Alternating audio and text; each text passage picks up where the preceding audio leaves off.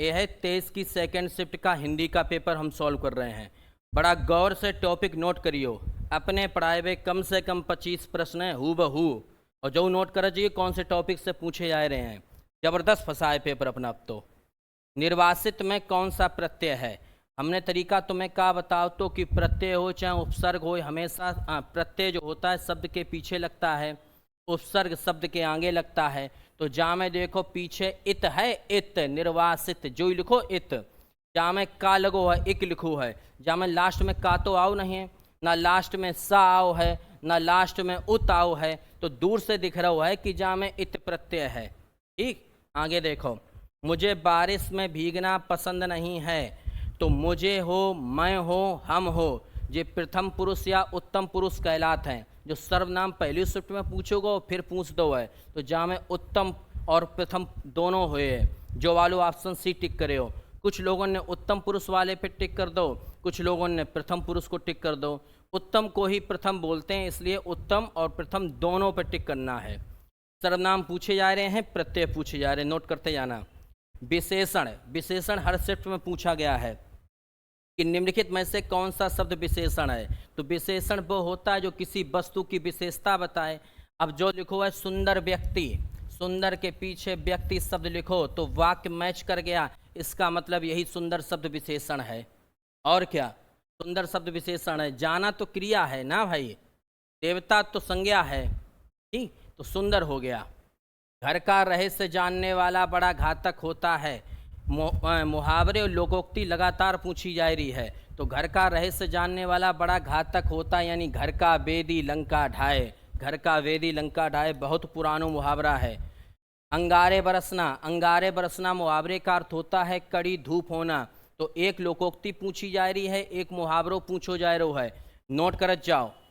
बड़माला किसे कहते हैं। बड़माला जब पढ़ाई थी क्या कही थी हमने, पहली लाइन तो यही बोली थी कि वर्णों के व्यवस्थित समूह को वर्णमाला कहते हैं। तो इसका आंसर ये होगा कि वर्णों के व्यवस्थित समूह को।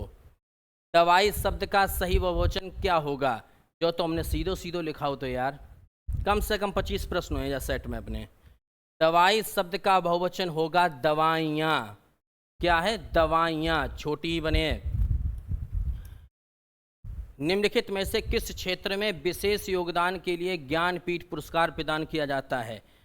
17-18 फरवरी पेपर भव अब जो पेपर हुए रहे हैं उनमें लगातार ज्ञानपीठ पुरस्कार, साहित्य अकादमी पुरस्कार और व्यास सम्मान ये पूछे जा रहे हैं। किनको किनको दिए गए, किन व्यक्तियों को दिया गया, किस रचना के लिए दिया गया। लूसेंट में लास्ट पेज पर ये सब चीज़ें लिखी हैं, इनको पढ़ के जाना, 1 नंबर तुम्हें मिल जाएगा कसम से।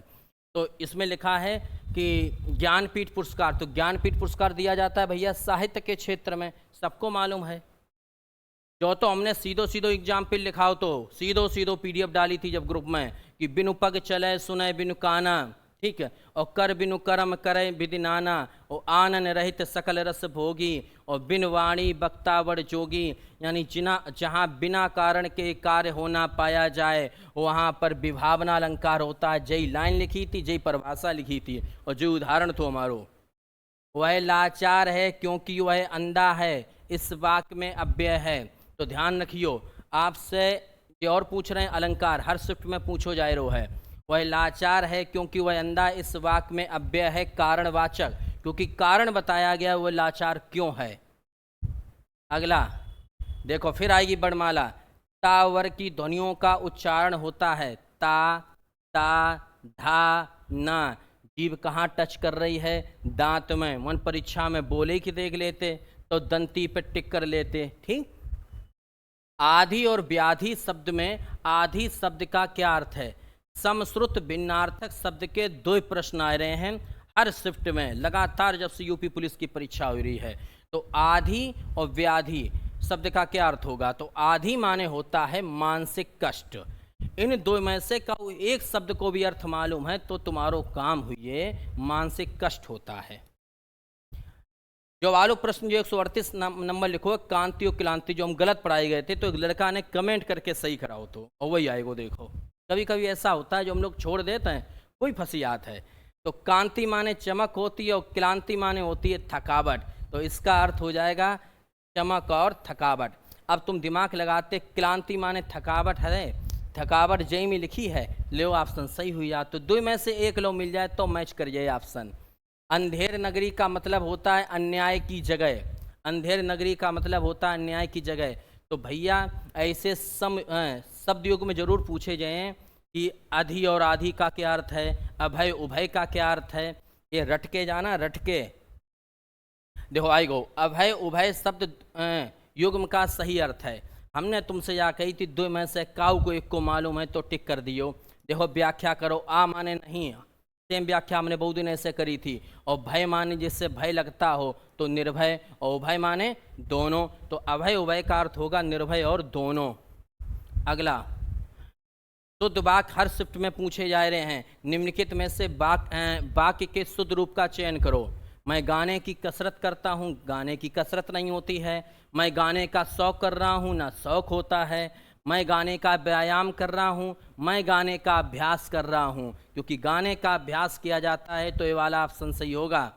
अगला, इति कामा इति शब्द युग्म का सही विकल्प क्या है? तो देखो जरा ध्यान से, तुमने पढ़ो है इति पंचम अध्याय समाप्ति। तो इति माने होता है समाप्ति।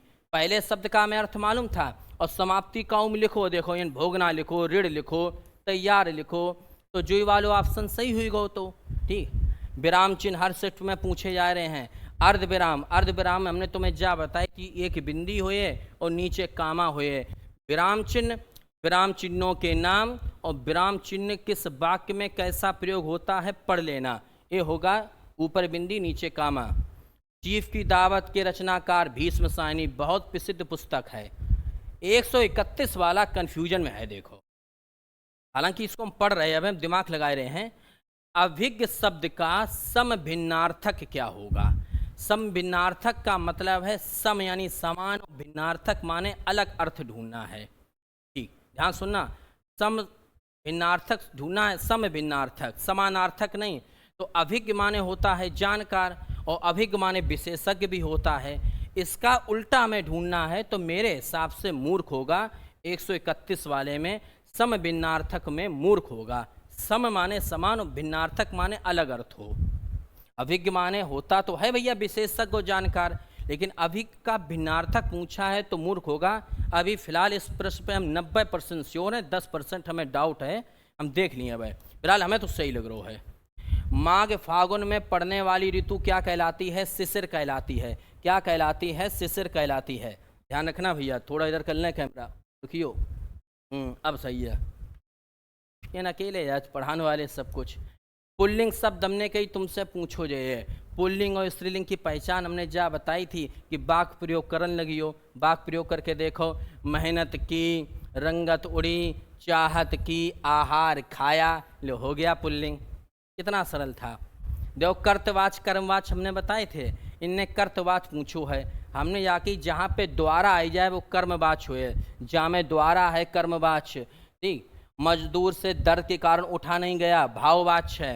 यहाँ द्वारा आएगो है कर्मवाच है। और जहाँ में कछु नहीं आओ है, मोहन पुस्तक पढ़ रहा है, बिल्कुल साधारण वाक्य है जो कर्तवाच हुई गो। ठीक, मोहन पुस्तक पढ़ रहा है। कृताकृत में समास है तो कृताकृत में समास होगा कर्मधारय समास। कौन सा समास? कर्मधारय समास। पूछेगो तो पिछली वाली शिफ्ट में उनने जा पूछो तो कि समास शब्द का अर्थ क्या होता है। अब इन्होंने समास का रूप पूछ दिया।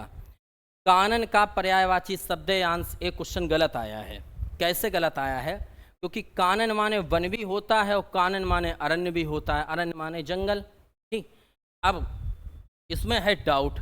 फिलहाल अब पता नहीं आयोग क्या ठीक करे, लेकिन कानन का पर्यायवाची शब्द जो है, अब आप अरण्य मान लो फिलहाल, लेकिन हमें दोनों ठीक लग रहे हैं। क्योंकि कानन माने जंगल होता है, कांतार होता है, अरण्य होता है, वन होता है।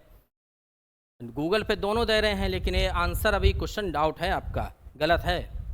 काव्य की शोभा बढ़ाने वाले धर्मों को अलंकार कहते हैं।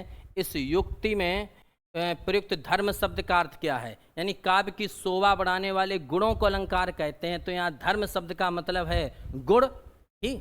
री री री री वर्ण का उच्चारण, फिर वर्णमाला आएगी, री वर्ण का उच्चारण मूर्धा से होता है। आगे आई जाओ। अव्यय के कितने भेद होते हैं? 4। सेम टू सेम पढ़ाओ तो हमने विस्मयादि बोधक, अव्यय, समुच्चय बोधक, अव्यय, बताओ तुमने, नहीं बताओ तो कछु नहीं बताओ। याद ही नहीं कछु आए रो। निम्नलिखित में से कौन सा शब्द विशेषण है, फिर याद करो। निपट मूर्ख होता है, निपट मूर्ख। लोग बोलते गांव में जो तो निपट मूर्ख है, तो निपट मूर्ख जो वाक्य बन गो जा शब्द से, तो जो ही गो विशेषण। 1987 में मगध कविता के लिए साहित्य अकादमी पुरस्कार, देखो फिर आएगो साहित्य अकादमी पुरस्कार, श्रीकांत वर्मा। कौन हुए? श्रीकांत वर्मा। तुम कब आओगे इस वाक्य में विराम चिन्ह। अब कब लगा, क्यों लगा, कैसे लगा, तो यहाँ पर प्रश्नवाचक चिन्ह होगा, तो चिन्ह फिर याद कर लियो। विधुर का स्त्रीलिंग क्या होगा? विधुर का स्त्रीलिंग होगा विधवा। क्या होगा? विधवा। अब ऊपर देखो एक स्टेंजा हो, तो जो स्टेंजा हमने सेम टू सेम पढ़ो, तो सेम टू सेम पढ़ाऊ तो तुम्हें बिल्कुल जय छपगो। लक्ष्मी थी या दुर्गा थी, वह स्वयं वीरता की अवतार, और देख मराठे पुलकित होते उसके तलवारों के वार। नकली युद्ध व्यू की रचना, खेलना खूब शिकार, और सैन्य घेरना दुर्ग तोड़ना है उसके प्रिय खेलवार। और बुंदेलो हरवेलों के मुख से सुनी कहानी थी, खूब लड़ी मर्दानी, वह तो झांसी वाली रानी थी। तो कवित्री की अधिकांश रचनाएं देशभक्ति की हैं। किसकी हैं? देशभक्ति की। सेम टू सेम लिखा है भैया जो पढ़ाया था। और खूब लड़ी मर्दानी, वह तो झांसी वाली रानी थी। तो मर्दानी शब्द का अर्थ है वीरांगना। मर्दानी शब्द का अर्थ है वीरांगना, क्योंकि यहाँ पर महिलाओं के लिए जो वीर होती है उसके लिए वीरांगना शब्द यूज होता है। उक्त गद्यांश का सही शीर्षक क्या है? झांसी की रानी। इस कविता की कवित्री का नाम क्या है? सुभद्रा कुमारी चौहान। उन्होंने वीरों का बसंत लिखा था, उसी में है। इस कविता में प्रयोग किया गया कौन सा रस है? वीर रस। उनने अलग से रस नहीं पूछो, उन्होंने गद्यांश उठाए के रस पूछ दो, लेकिन रस तो पूछो है, तो आपके पल्ले पड़ गई।